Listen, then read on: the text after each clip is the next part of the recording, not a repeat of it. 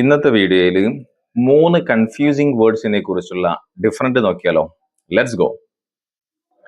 ഒന്നാമത്തത് ക്വിറ്റ് എന്നുള്ളതാണ്, രണ്ടാമത്തതും മൂന്നാമത്തതും quiet എന്നുള്ളതാണെങ്കിലും spelling വ്യത്യാസമുണ്ട്. നോക്കാം.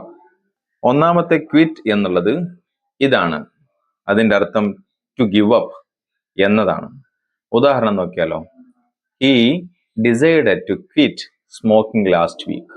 അദ്ദേഹത്തിന് സ്മോക്കിംഗ് എന്നൊരു ശീലം ഉണ്ടായിരുന്നു, അത് ക്വിറ്റ് ചെയ്തു, അത് ലീവ് ചെയ്തു, അത് ഒഴിവാക്കി. രണ്ടാമത്തത് ക്വയറ്റ് എന്നതാണ്. അതിൻ്റെ അർത്ഥം ടു എംഫസൈസ് സംതിങ്, ഒരു കാര്യത്തെ ഊന്നി പറയാൻ വേണ്ടിയിട്ടാണ് ഈ ക്വയറ്റ് ഉപയോഗിക്കുന്നത്. For example, that video was quite interesting. That video was very interesting എന്നൊക്കെ പറയുന്നതിന് പകരം ക്വൈറ്റ് ഇൻട്രസ്റ്റിംഗ്.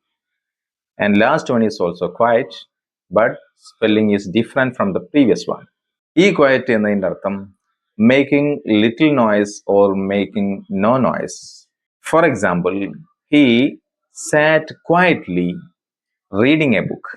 ഒരു ബുക്ക് വായിച്ചുകൊണ്ട് അദ്ദേഹം ശാന്തനായി ഒരു ഭാഗത്ത് ഇരുന്നു എന്നതാണ്. Okay, that's it, my dears, for today's video. I'll see you in the next video. I can't wait to see you there. Bye.